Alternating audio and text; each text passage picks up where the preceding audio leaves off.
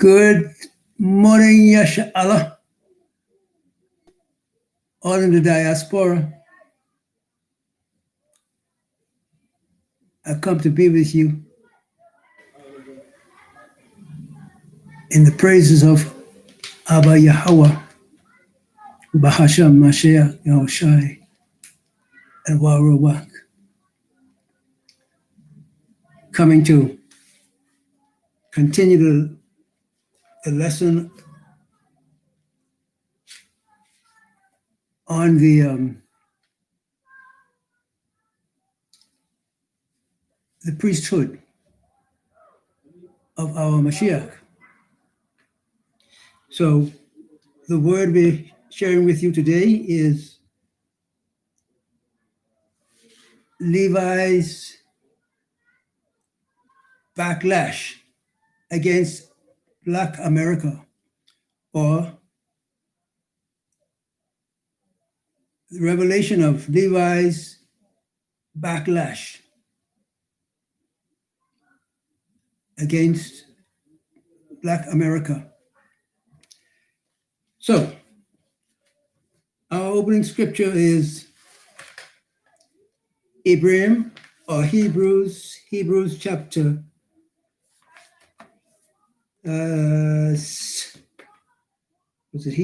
7? I think. Let's make sure of that.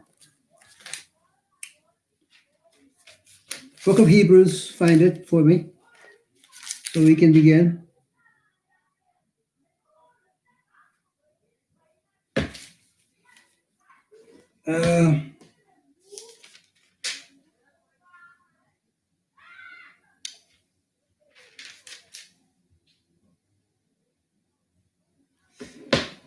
One minute, please. Help. 1 minute, please. Where is that now?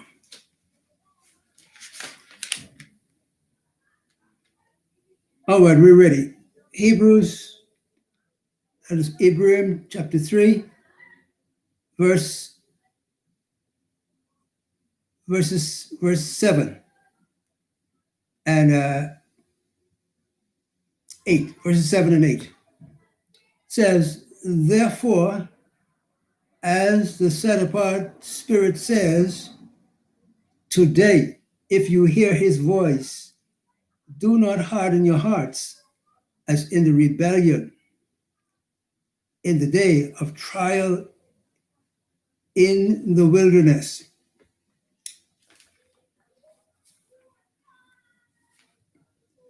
Therefore, as the set apart Spirit says, today, if you hear his voice, harden not your hearts. We want to look at, or in fact, remember that as our situation continues to unfold, Yasha Allah,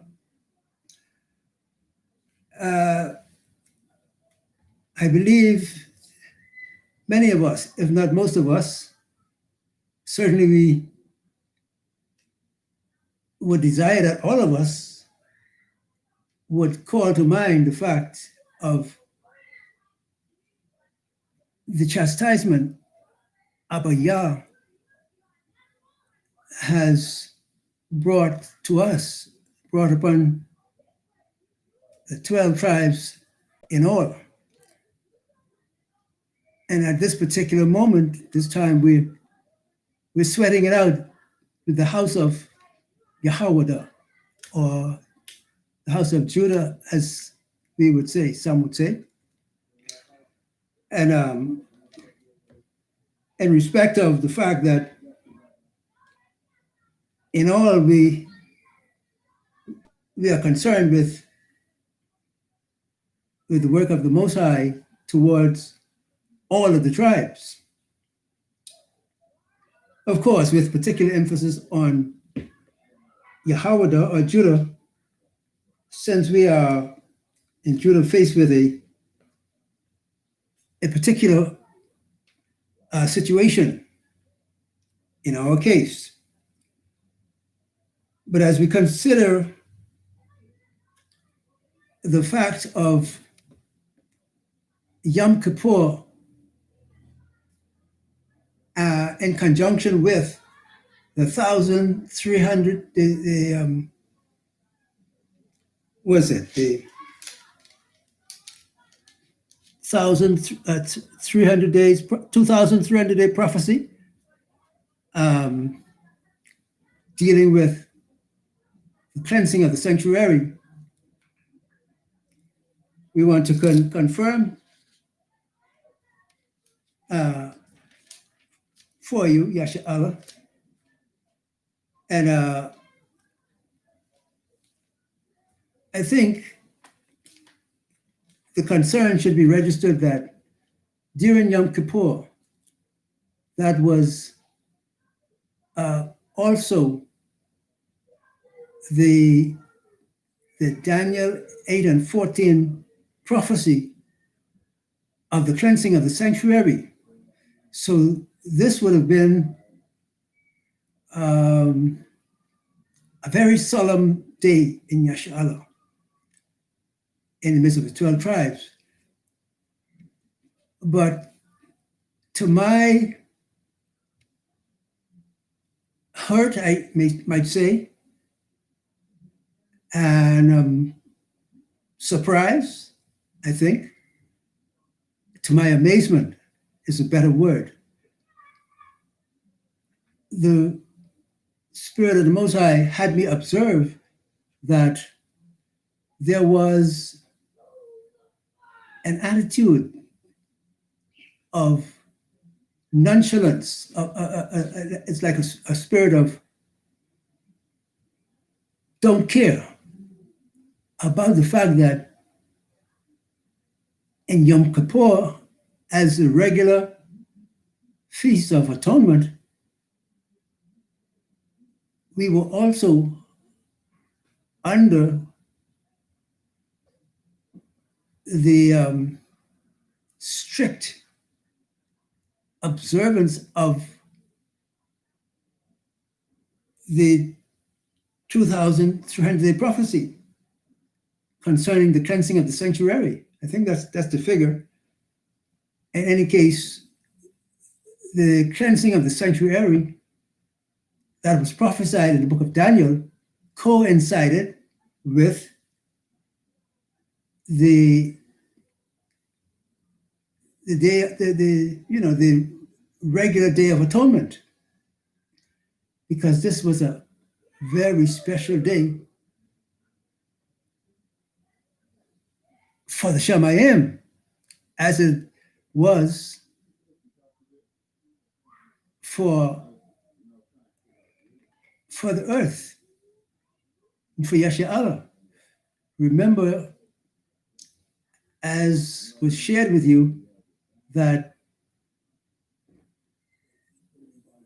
the coincidence of Yom Kippur with the addition of the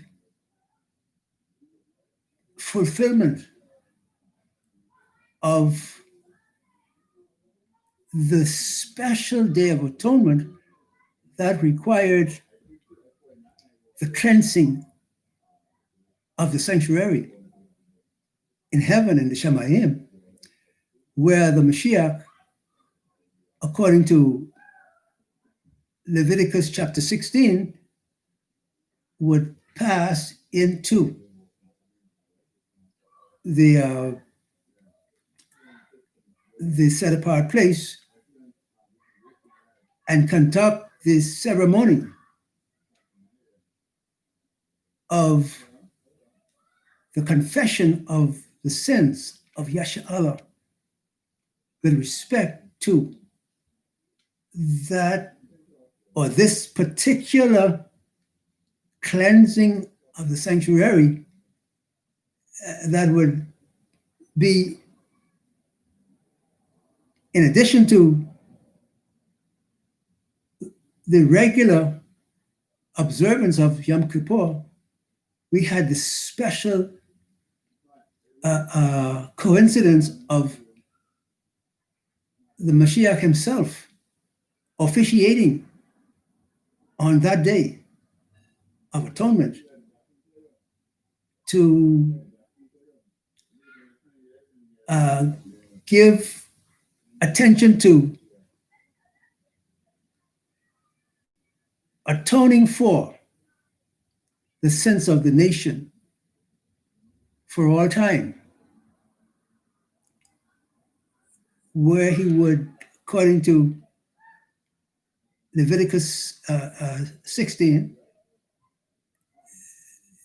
the Mashiach as the sacrificial, he was the officiating officer, and officiating in the fact of gathering up all the sins of Yasharahla and confessing them upon the head of the scapegoat, Gadriel, Satan. And how the tradition goes that a fit man would take the scapegoat into the wilderness. Well, it was the Mashiach himself officiating this time, and he was the one who would do the confession of the sins over the head of Satan, transfer the sins and the horrible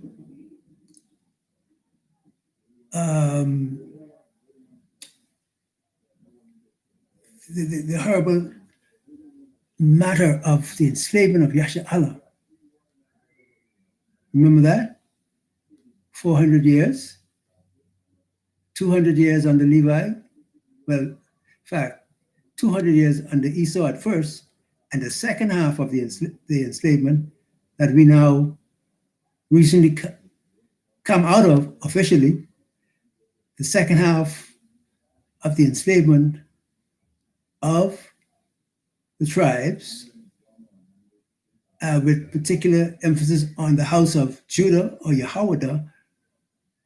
The second part of the enslavement, 200 years, was under Levi, and this has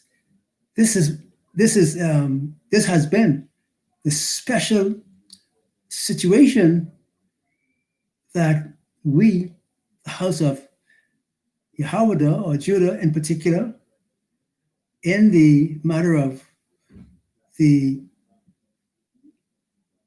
chastisement of all 12 tribes, but this special situation had to be faced by the house of Judah, Yehoiada, wherein, as we showed you from the scriptures or Revelation, that the second half of the enslavement process, or processes, as you might say, whichever terminology you want to use, the second half that recently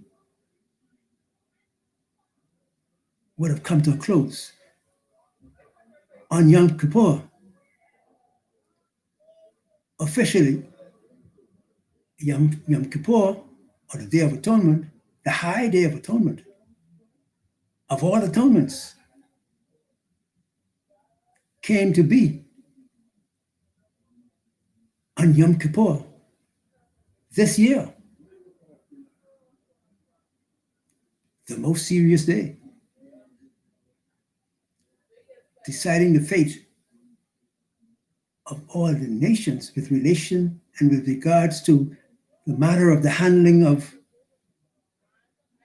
the children of Yasharahla.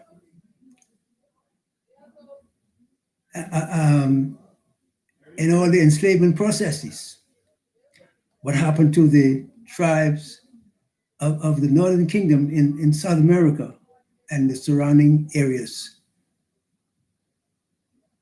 as well what transpired according to the enslavement of the house of Yehoiada of Judah.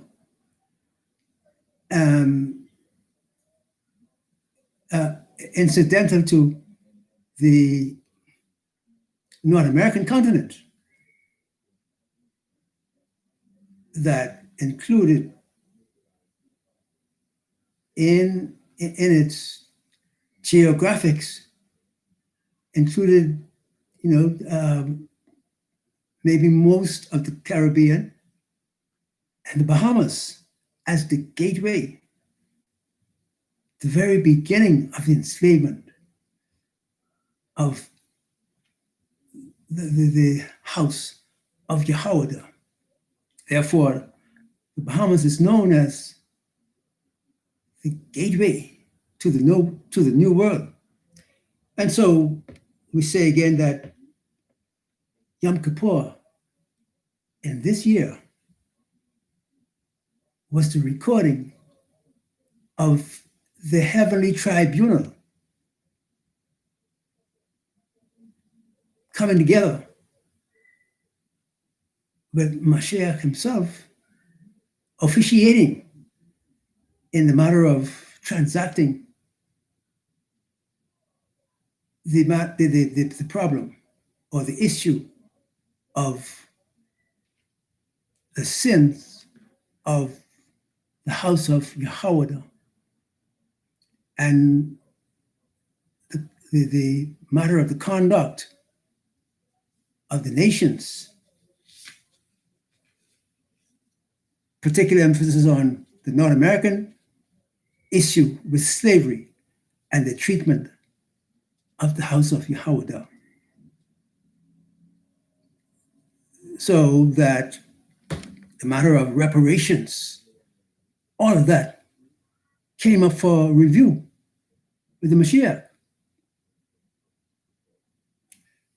And so then, on my part, as the Ruach gave me the revelation of this matter and blessed me with the knowledge to speak to it for the very purpose of conveying to you, to Yasha Allah, the matter of how the slavery was actually conducted. As we were taught about it,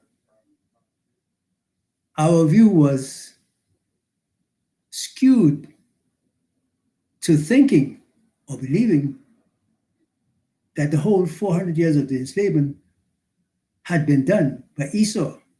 But the revelation showed that it was a twin effort conducted by Esau and Levi.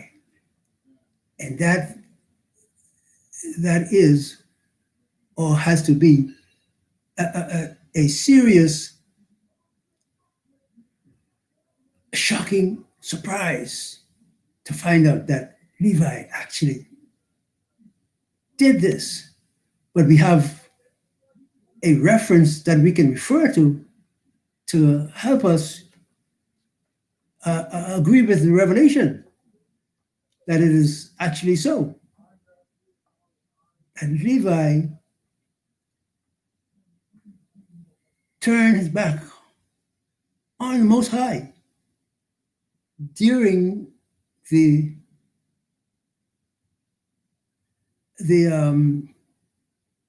exercise of the battle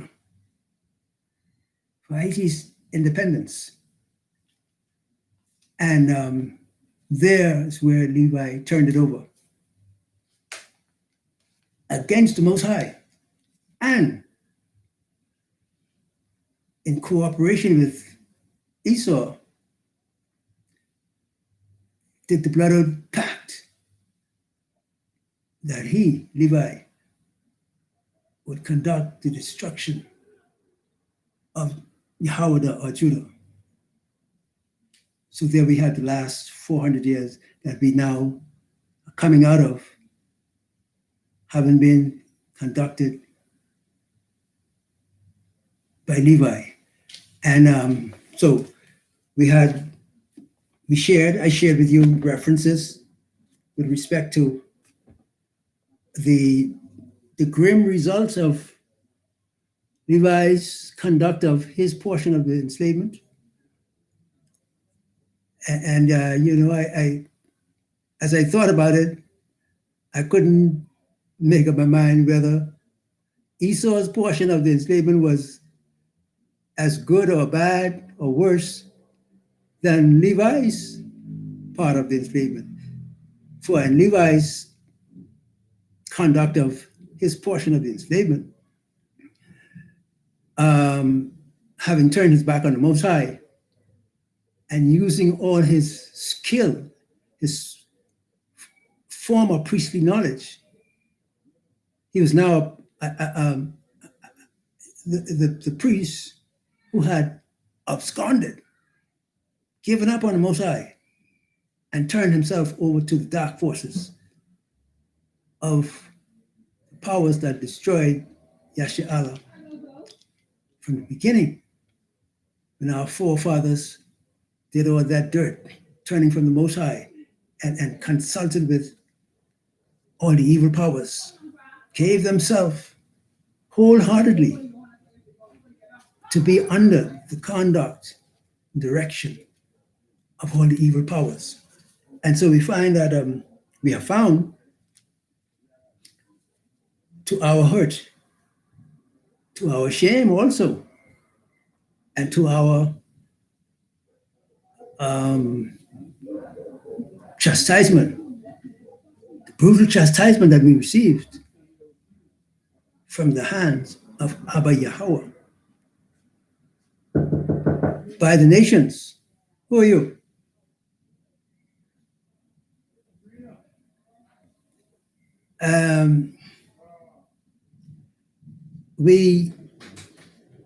We have been, check the door for me, Commissioner.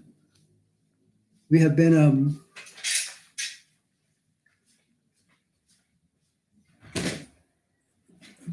brutally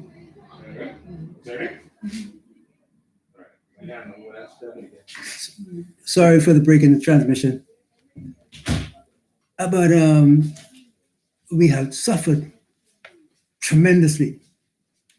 And so I was kind of wondering which portion of this enslavement might have been worse than the other. But I can tell you from my own experience that I suffered approximately or exactly 68 years of that enslavement period, this last part of the enslavement under Levi. I have suffered tremendously. And I've shared some of it with you. And I'm coming out of that now. I was lost in a non-relational communication with my parents. I didn't know any communication with my parents, especially my father, until May of this year. As a baby, in the second week of my life, shown to me by revelation, Gabriel, the fallen, came and took me according to a pact that was made, well, an agreement, should say, made through the wishes of my aunt and her Masonic warlock lover, both of them Masonic, whisked me off right at home in the midst of the family, gave me over to Satan. So I was brutally mishandled directly until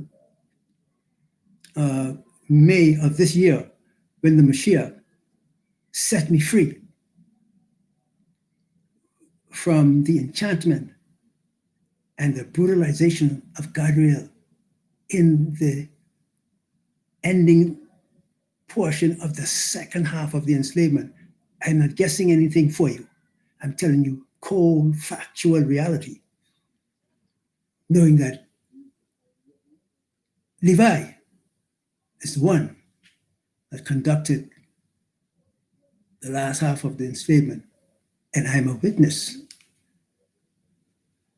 by the way, that I suffered from the experiment and the mishandling, the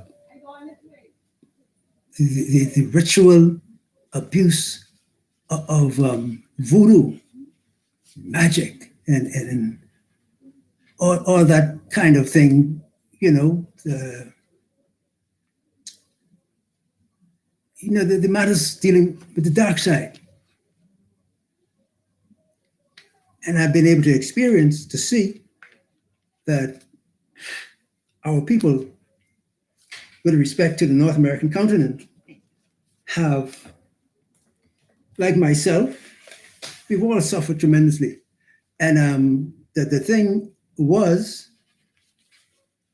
is that most of us, according to my view, as I take an oversight of this situation, it seems that most of us had no clue, did not know, actually, that Levi was the one who caused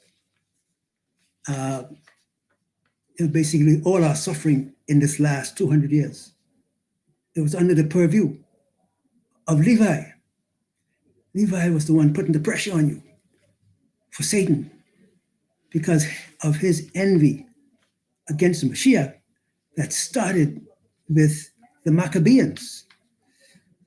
Now, the Maccabees, as the forefathers of the modern day Levites, the Maccabees.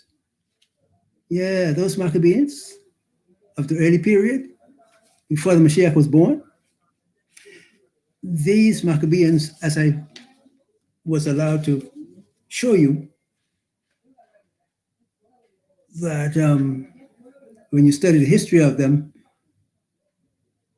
in their rise or fall, maybe, these Maccabees were concerned being the priests of Yasha'Allah. Maccabees, the Haitian forefathers, took up a concern with creating a priest kingship, as they were the priests, or given the type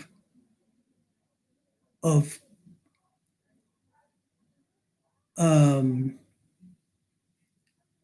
priesthood. They had a priesthood that was to give to Yasha'Allah a view of what the priesthood, the actual priesthood that would come from the Mashiach, give a view to Yasha'Allah of what the priesthood would be like. This was their duty. And so in the early days, as the Maccabees were being contested by Esau and the Romans, they had two problems that they were faced with under Herod and the Maccabees. The two problems that all of them were faced with was the prophetic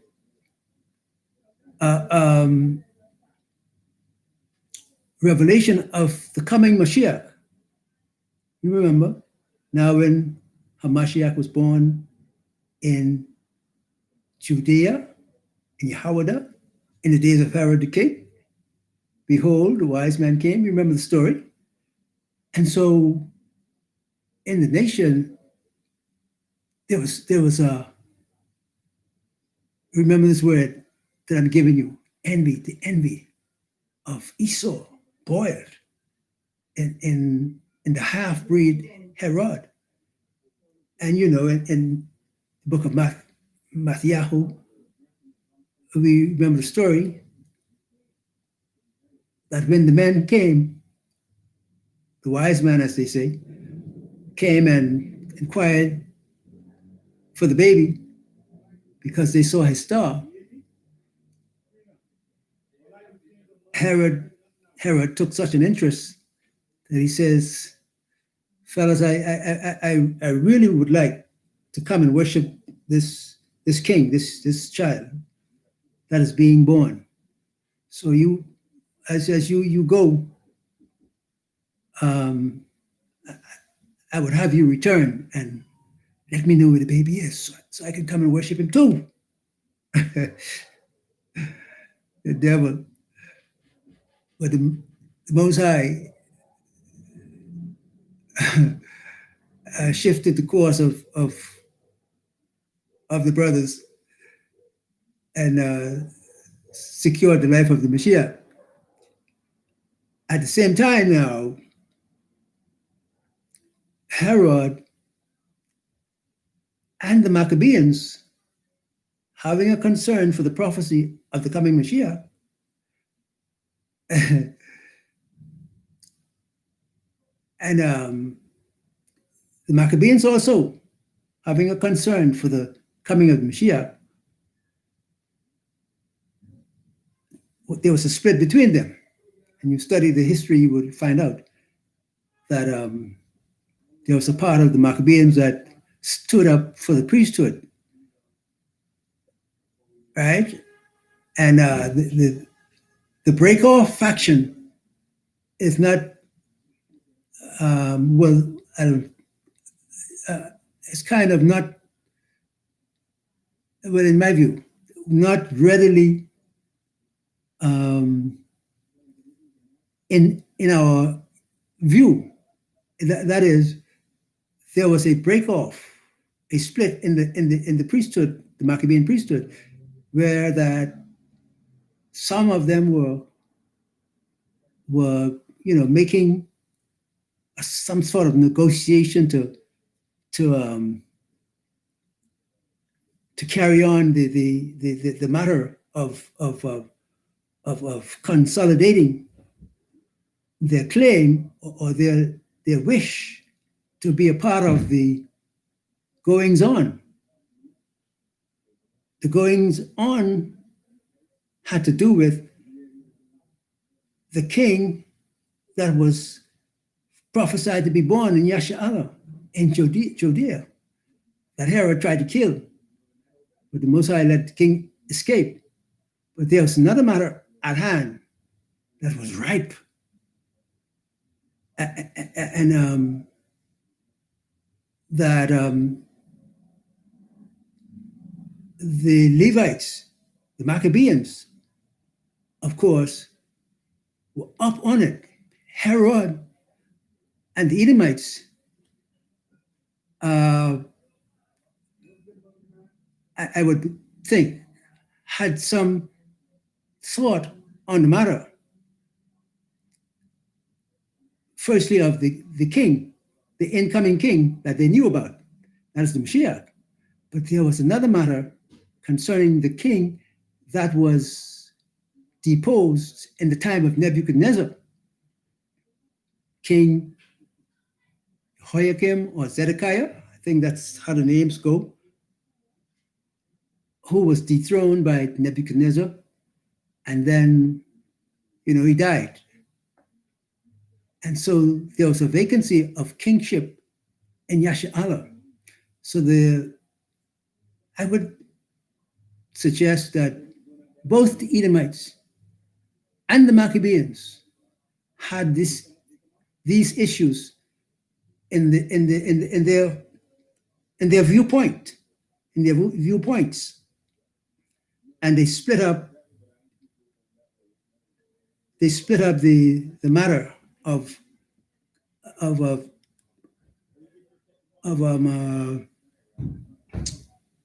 how to go about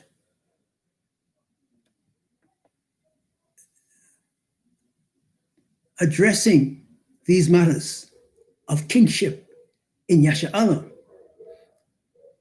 Since maybe they agreed between Esau and the Maccabees, to allow Esau or Herod to take the kingship for that moment, while they apparently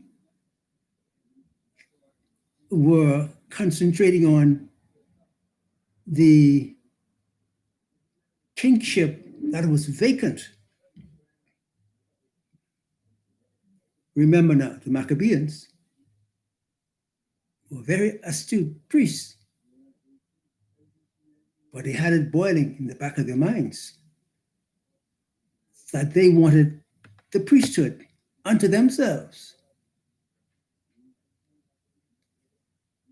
And so they conspired in their own way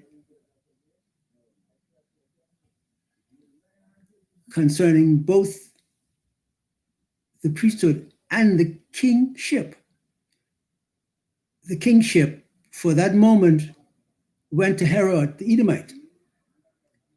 And the Maccabees, what's his name?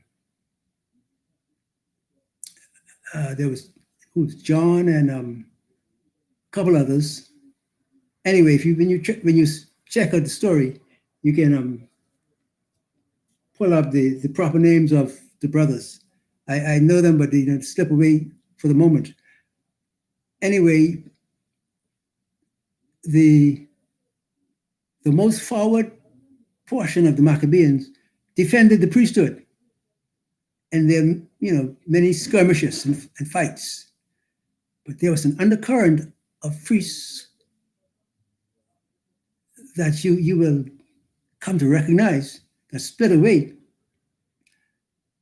And their concern was about the vacancy of the kingship that became a matter in Yasha'Allah with the death of Jehoiakim or Zedekiah. I think those are the names concerning the one individual, Zedekiah. And so there was no king. The scriptures tell us there was no king. So for all that period with the Maccabean revolt and their fights with the Edomites, there was no king, except when the king was born and Herod tried to kill him. And so I'm giving you the view that there was tension over this king to be born, and the Maccabean addressed to it a two-part problem. That whereas they were priests already and defending the priesthood, having the vacancy of a king, there was no king. They were concerned to secure the kingship as well. And so, the politics was that for the Maccabees, in my view, that they were going to make the move to secure both ends. The kingship that was vacant, that became vacant with the death of Zedekiah, and they wanted to secure the priesthood as the one coming to reign after the order of Melchizedek. They wanted the high priesthood. And they bided their time. In my view, they lay low and let Herod take the kingship. And they lay low on the matter of the priesthood. And therefore, in the revolution for Haiti's independence, the children of the Maccabees, whom we call the Haitians today, Haiti, they rose up on the matter of the kingship that was vacant. When I say they rose up, I mean as they, in agreement with Esau, as they agreed to take on the challenge of the enslavement of the house of Yehoiada for the second half of the enslavement process, in their envy and hatred against Abba Yah for what they considered as well,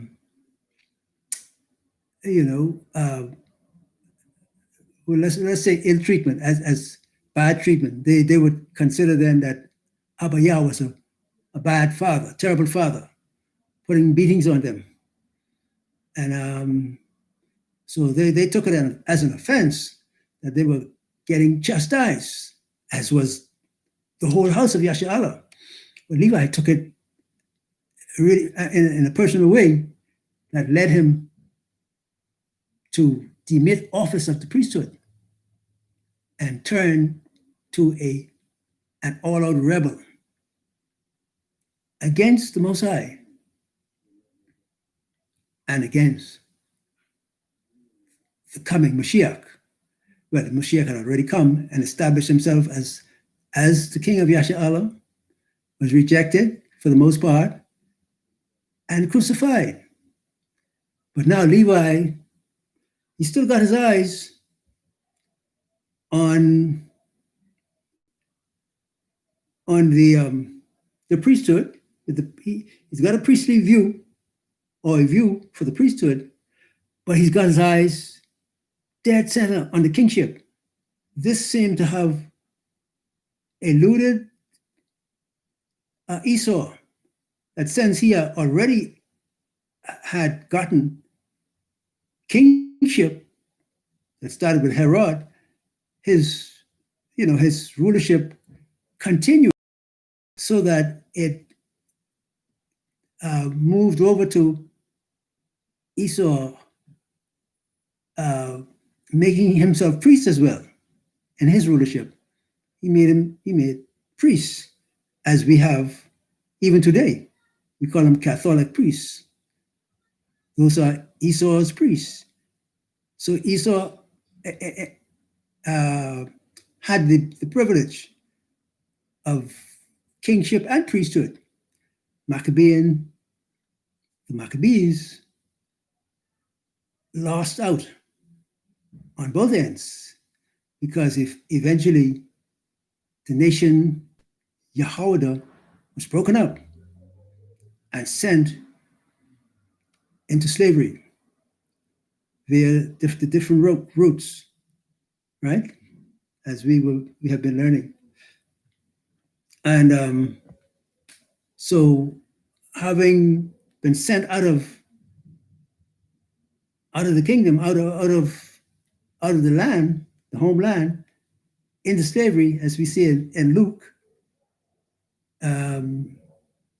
chapter 21, I think it is. And so having been scattered into slavery, into all the earth eventually,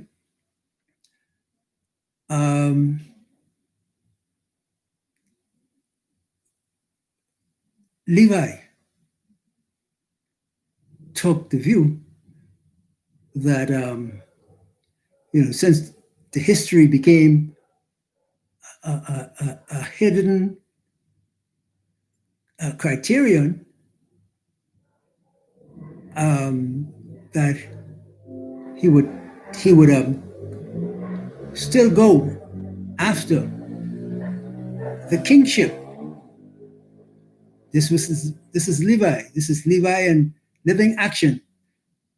He consented with Esau to take over the second half of the enslavement of the house of Yehoiada, and he also vying to cover over, or put a covering over the kingship. So Levi was covering two bases at one time. And you can imagine then what a feat this would have been for him. Denied from the kingship by Herod. Well, yes, kingship, yes.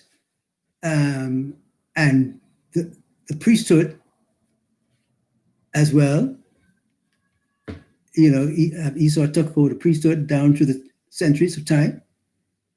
So Levi is biding his time. And he determined that once he had broken away from the priesthood in the revolution for Haiti's independence and given himself over to God the fallen, he also determined that he was going to obstruct the offering of the kingship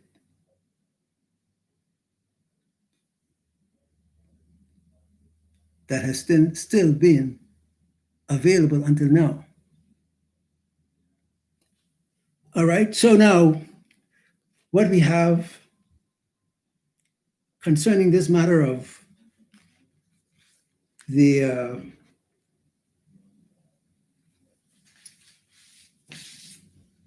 backlash,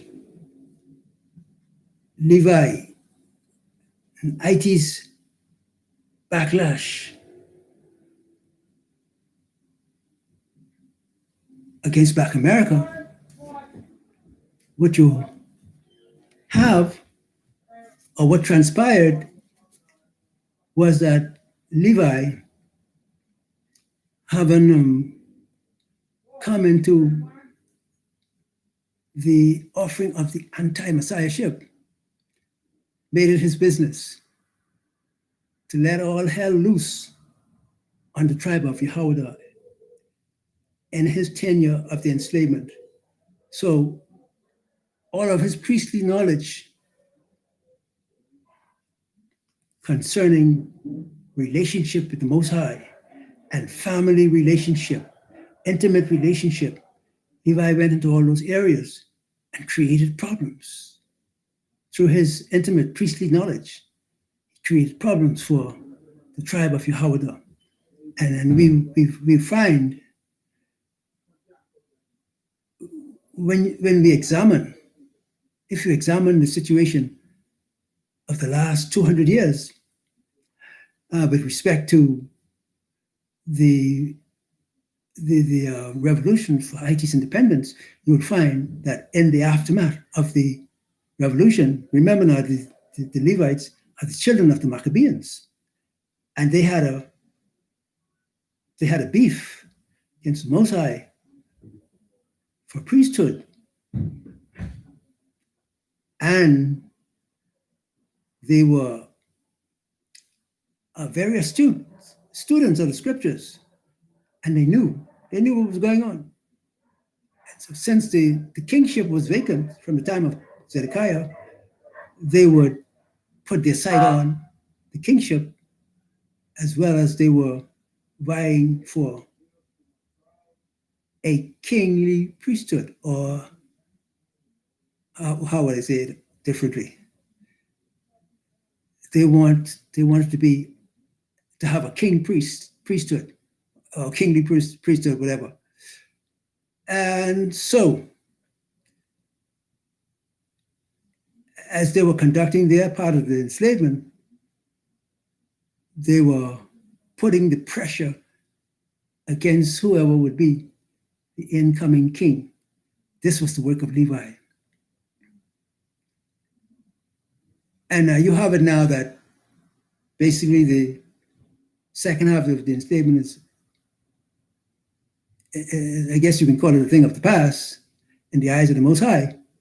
But we found here in the Bahamas that Levi was still on track, trying to cover up or cover over the matter of the kingship that was left vacant. So you brothers, you can do your work and see what you come up with. But here we had this problem with Levi. And now Levi has been on the hunt for the king. And as it was his prerogative being the slave master of the second half of the enslavement, Levi was a brutal slave master because uh, he didn't have to use Esau's method with the lashes, the the beatings on that level with the lashes. But he could go into his secret chambers and stir up witchery, witchcraft, and voodoo, and all manner of dark secrets with the demonic and satanic.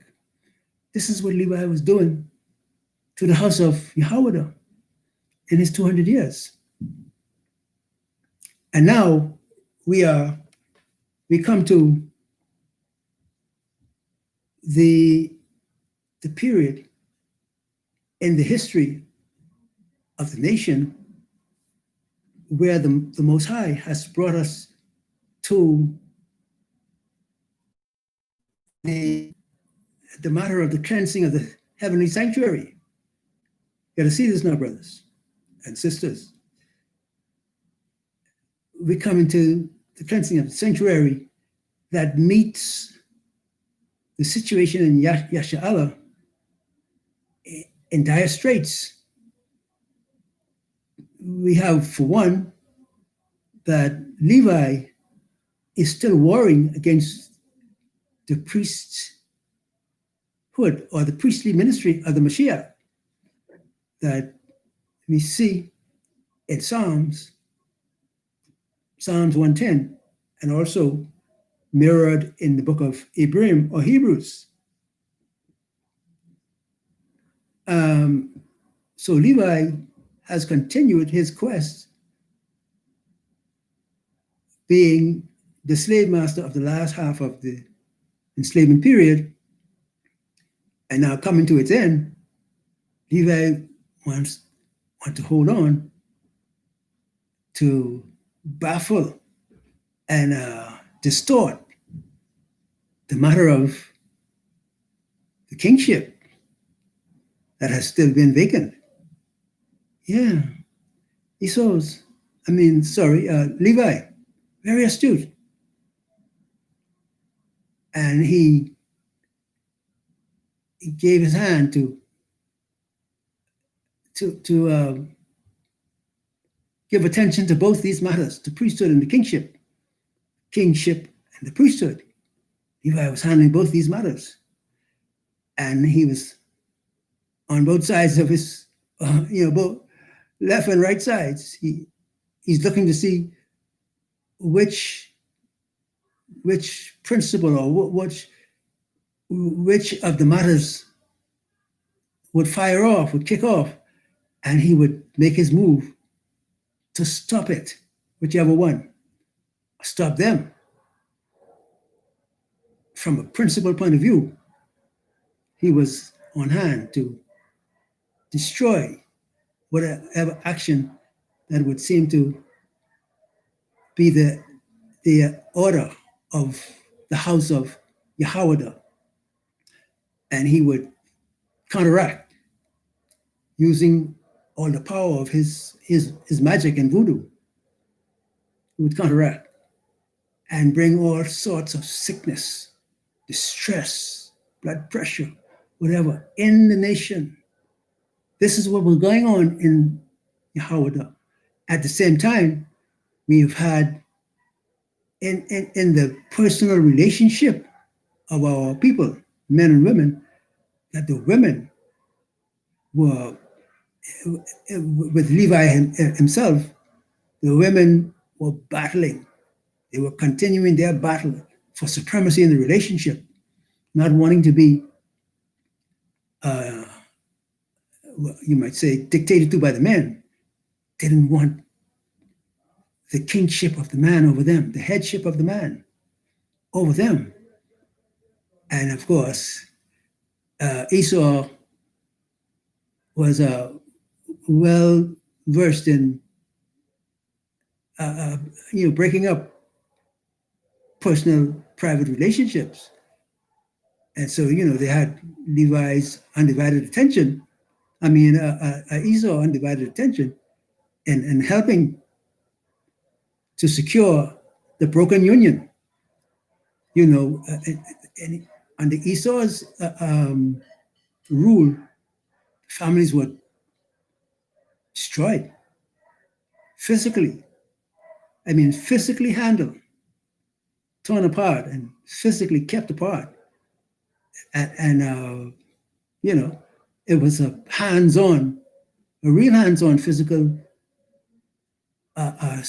enslavement process with Esau.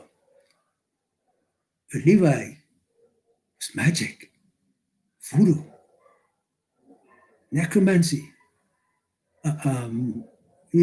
putting people to sleep and waking them up some hours later and having them work for you in the coffee field, that kind of thing.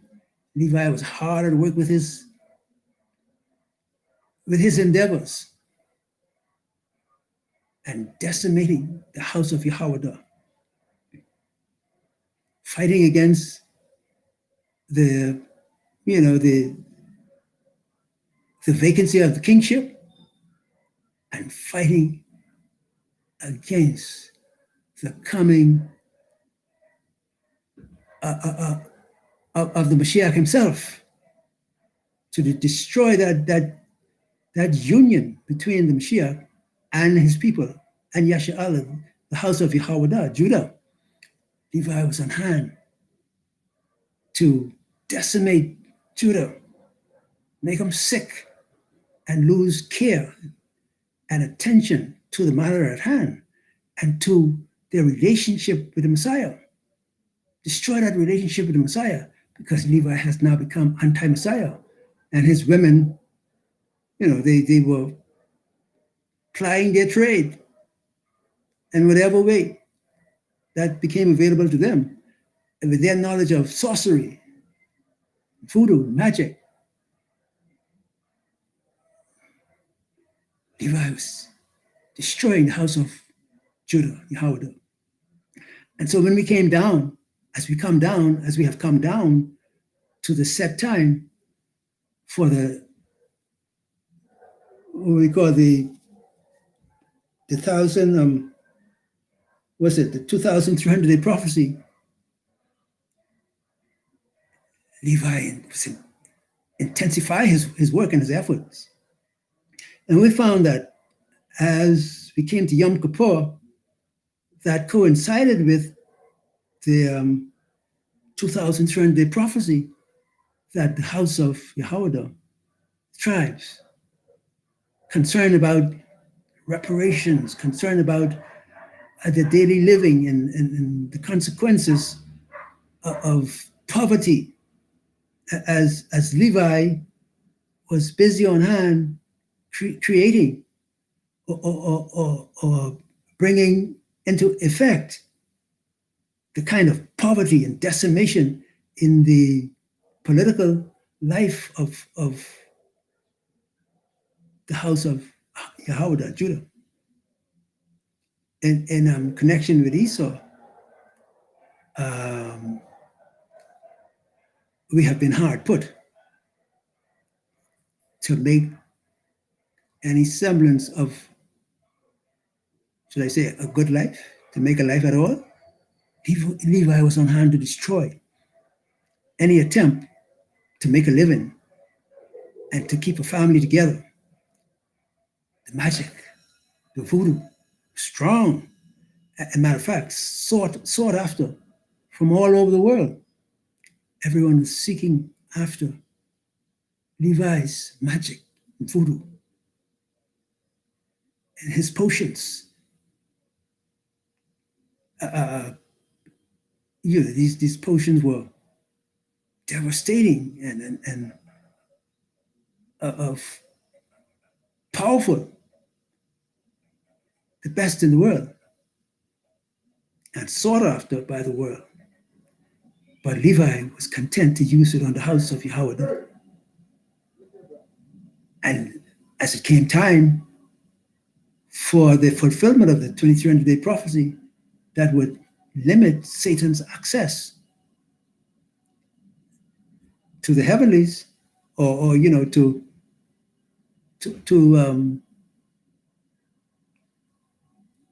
the conduct of straightening out, if I may use that word, straightening out the relational problem between the house of Yahweh and the Most High. With the Mashiach and the Ruach, you had also the male-female relational problem, where the women were out of course and tied in to the satanic induction into witchery and witchcraft and all the trappings that go with it, promoted and conducted, guided by Levi in the midst of what we call Judah. Levi hiding in the midst of Judah as a brother, whereas he had already made the pact with Satan in the revolution for Haiti's independence. But we come to the Messiah's time, wherein he should ascend to the priesthood order after the order of Melchizedek, wherein the Messiah himself would take over the priesthood because he liveth forever. As we're told in Hebrews, he liveth forever to make intercession for his people. Levi was a priest that, served by course. And, one after the other, Levi would die and then another priest comes and take over and do the business that, as a type and a shadow. With the Mashiach coming in, he's coming in to an everlasting, a never-ending priesthood. There would be no gaps in his officiating the priesthood. Priest forever. Levi didn't want that because, he had already lost kingship back in the day, concerning Herod, and Esau quickly ran in to fill the place of priesthood. He had all his Catholic priests and so forth. And seeing that, Levi, accepted to hide himself in the manner that I guess Esau showed him or taught him. He hid himself in the middle of the tribes of the house of Yahweh and made himself appear to be in good standing. It is amazing to me, very amazing to me, that as we came to Yom Kippur and the fulfillment of the 2,300-day prophecy, there was a shush in Yasha'Allah. Apparently, there was a kind of forgetfulness concerning the teachings that were being sent out by the Ruach to make us aware that we had come to a special time in the history of the nation. We come to the time when the Mashiach would enter the most holy place and do the transaction of confessing the sins of Yasha'Allah over the head of the scapegoat, where the tribunal and the Shamayim would sit to transact out the problems of Yasha'Allah and the brutal enslavement that came on the heels of the scattering. The Most High commanded for the scattering. This was under his purview. He called for it. He called for some chastisement against Yasha'Allah's loud mouth And what kind of ways? Devilish, demonic ways. Yasha Allah produced in the front of the face of the Most High. And so the Most High couldn't take that. Being a king, I mean, being an everlasting and almighty king, somebody who could take you and throw you away. I mean, look how we conducted ourselves against the Most High. So he called for the enslavement. He called for it. And Esau took it. I mean, we sowed the wind. Yasha Allah sowed the wind, and we reaped the whirlwind in slavery. But there comes the time in the life of the Mashiach where he now is set to take over the priesthood. I suppose we could take note of the fact that although the Mashiach had died and paid the price for Yasha Allah,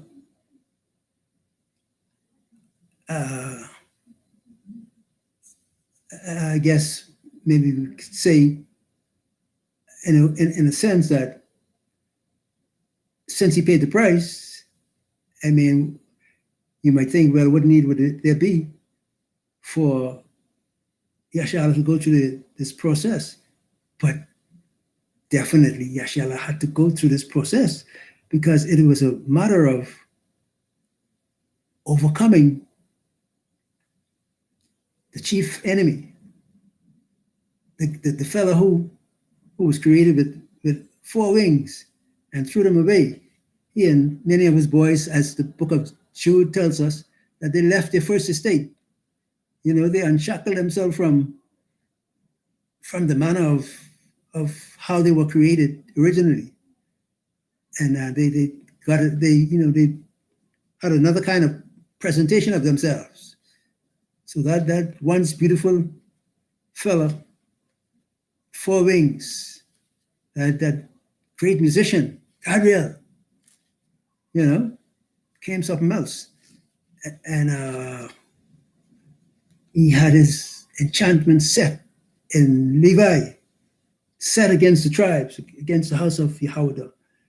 And so Levi was pushing that strong enchantment and voodoo, all those dark arts.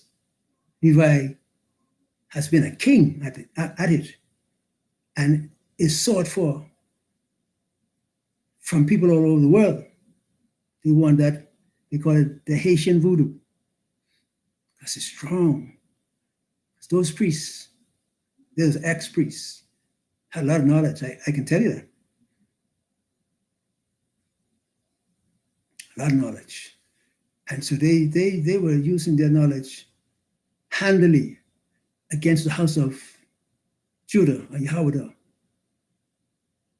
And when you go back, you look in the North American continent and you see the problems the brothers were having with their women, similar to what was going on in Haiti itself and in the tribes in general.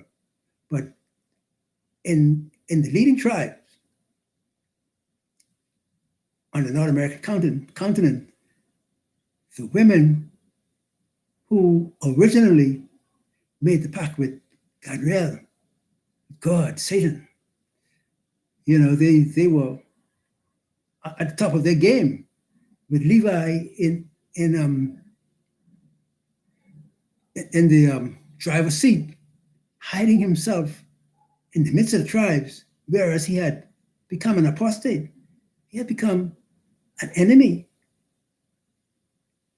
to the house of Yahweh, an enemy to the Most High, and an enemy of the first estate.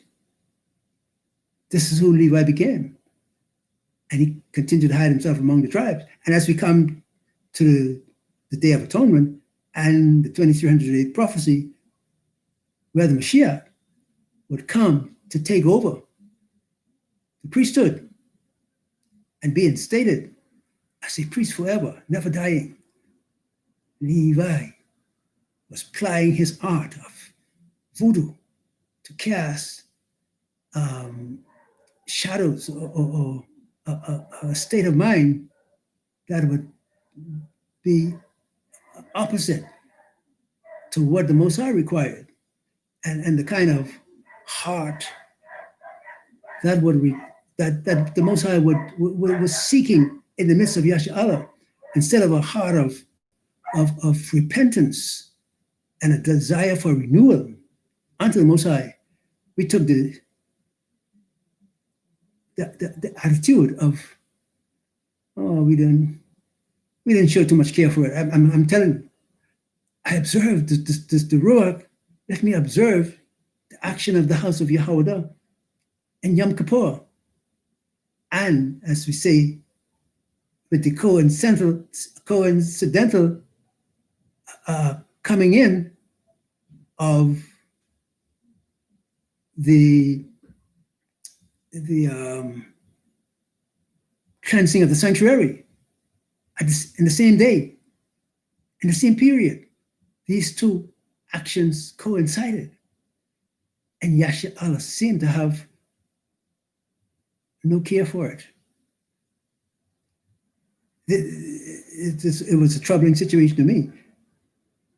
But all things, the Most High is overall and has made an address to the matter through the satisfaction of his order, of the way things ought to be. And so we have, Most High has made it so that the time of the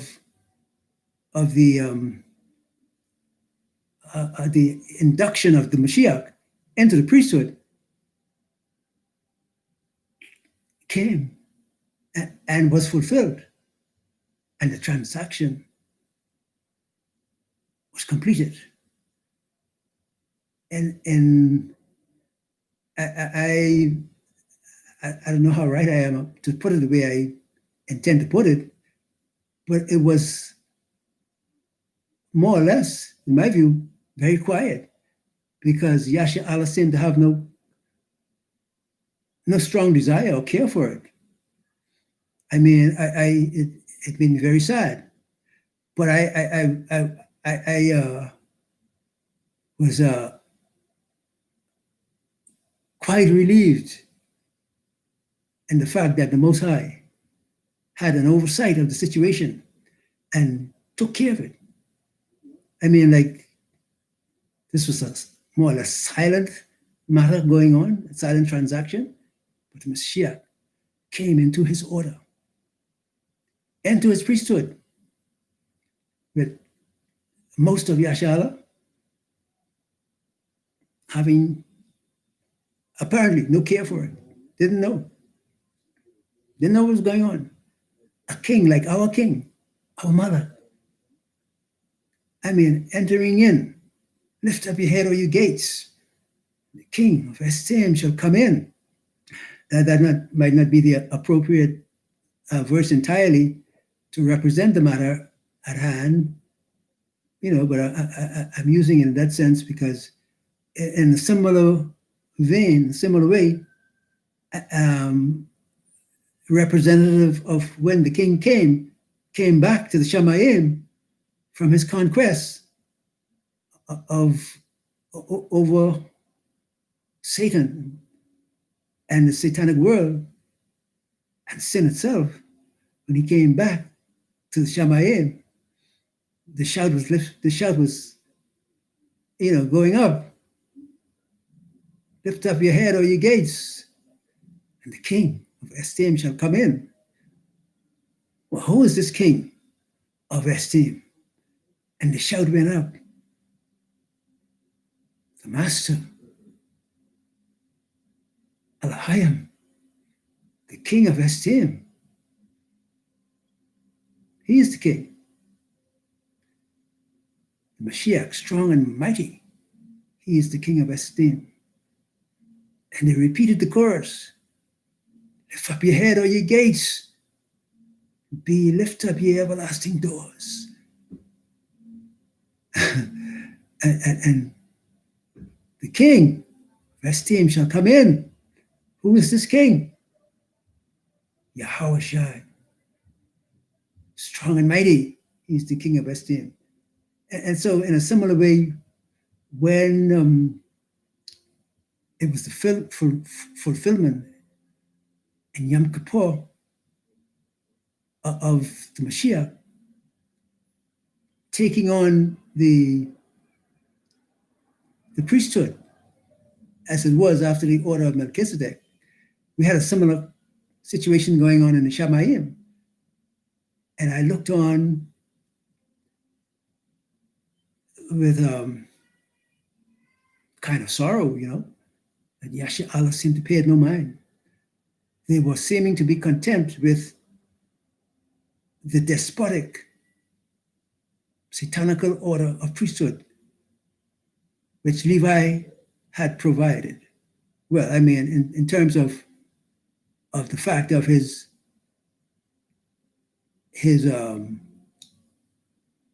throwing off the priesthood and now standing in the midst of the tribes as though he were a bona fide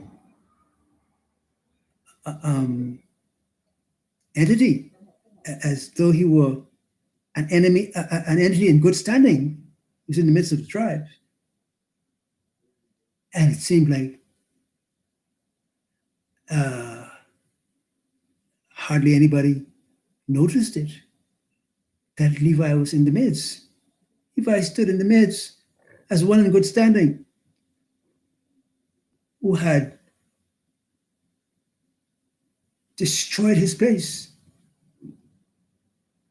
who had absconded from the priesthood and gave himself over to the decimation of the house of Judah. And as the Mashiach came to give sentence against the one who had decimated the 12 tribes in total, the house of Yehoiada in particular, and that's the one who would set our matters straight and take hold of reparations for us, we seem to have little or no care for it. We seem to be content to let the day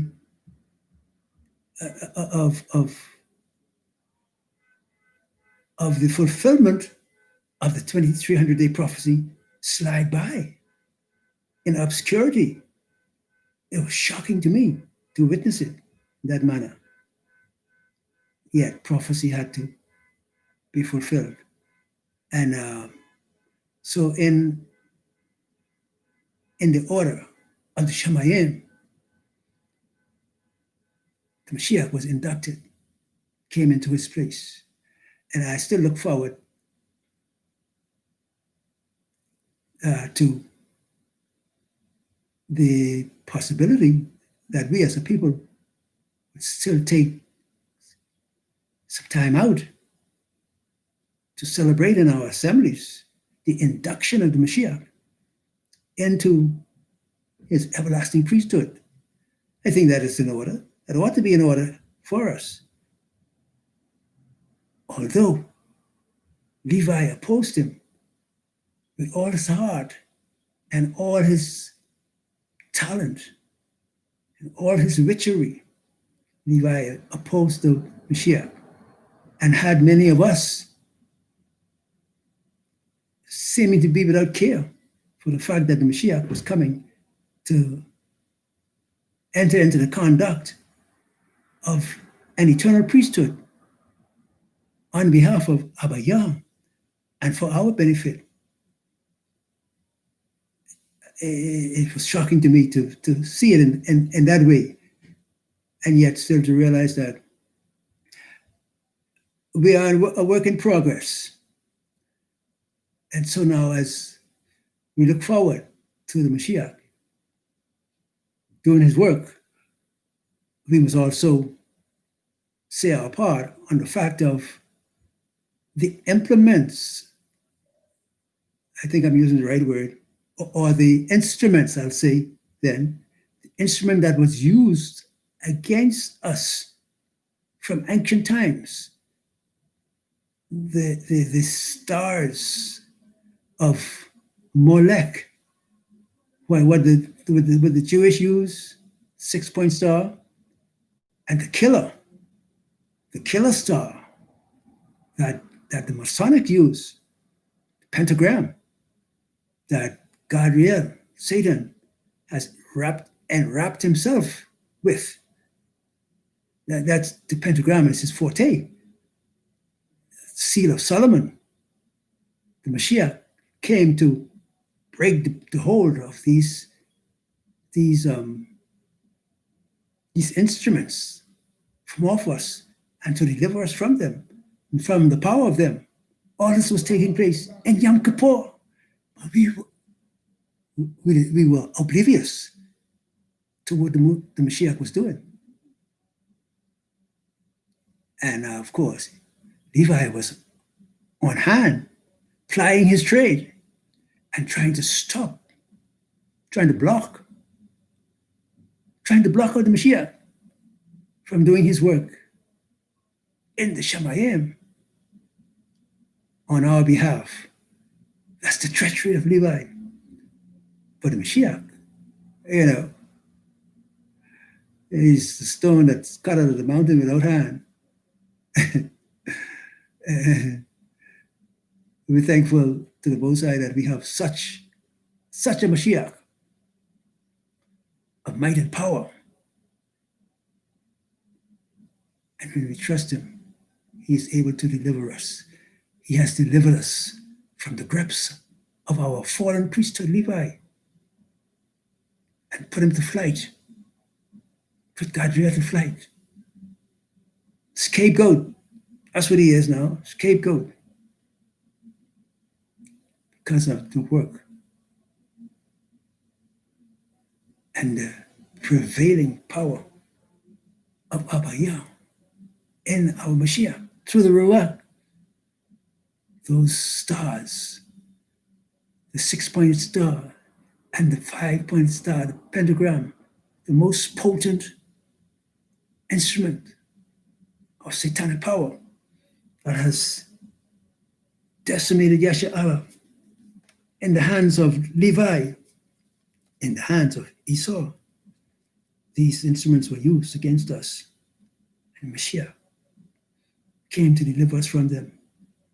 And we were like oblivious to what was going on.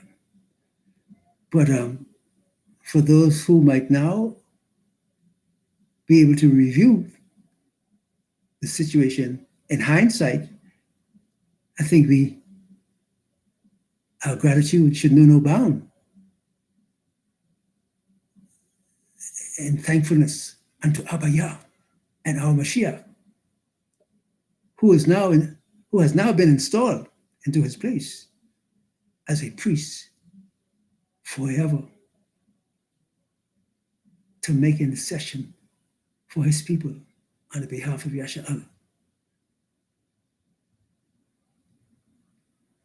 We have much to be grateful for, to have gratitude unto the Most High, that although we put him to the side, seemingly had no care for what he was doing, what the Mashiach came to accomplish on our behalf.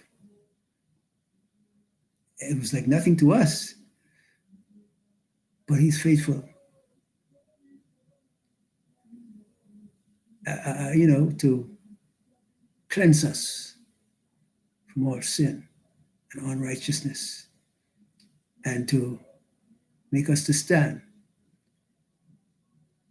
And all our enemies, he put to flight on our behalf. Still time to lift up your head, Yasha'Allah. It's still time for us to be able to come together as an assembly or assemblies worldwide. I would recommend, I would be highly delighted. I don't know if delight is the right word, but certainly my gratitude overflow to see Yasha come into a proper perspective of appreciation to the Most High Yahweh. Yeah, for what the Mashiach has done and delivering us from the entrapments of all those means of trickery and witchery and Masonic devilry, things that our forefathers participated in against the Most High, knowing these matters that were being dealt with in the high places, as we're told in the books of Kings and basically in several places in the scriptures, we have the inference where the children of Yasha worshipped in the high places. The book of Hezekiel, women. I believe these were the Levite women sewing pillows to the armholes to make the souls fly. I think that's Hezekiel chapter 13, I believe, somewhere there. These things we were doing, Yasha, these things we were in bondage to. And the Mashiach coming to be installed as our high priest forever took care of those issues for us, lifted us out of the entrapment, the bondage, unto Gabriel and all the fallen hosts. We got to give the Most High some praise. If I may have any say at all, I would like to see Yasha in the various assemblies have our praise shout out to the Most High, to Mashiach, our Malach, our high priest, who has been installed now to take care of the rest of our matters while the world looks on. The rest of the world was following Esau's pattern, Levi's pattern, to try and stop the Mashiach from being able to officiate as our high priest. Yeah, this was a concern of the dark powers in the Shemayim and in the earth and under the earth, wherever they be. They were all, well, what does the book of Psalms say? The kings, all of them were confederate together against Yahweh and against his anointed. Yeah, I should laugh at them because our king has been triumphant, is triumphant. Yesterday, today, and forever. Praise be to him. It will be delightful, Yasha, to see you come together in your assemblies. Give praise to Abba Yah for the induction of our King, our Mother, into the everlasting priesthood on behalf of the Most High and on our behalf, Yasha. We bless him today. Bless our King, Abba Mashiach, Yahweh Shai. Some say Yahusha, you know the name. Bless him. Bless the Most High for him in the Ruach. Bless him. Esteem him. Our King, our High Priest, Chief Apostle, all the names of greatness and excellence belong to him, Mashiach. We bless you, Father. Bless you, Yasha Allah. May the Most High cause his face to shine upon you, give you shalom. Precious name. So let it be.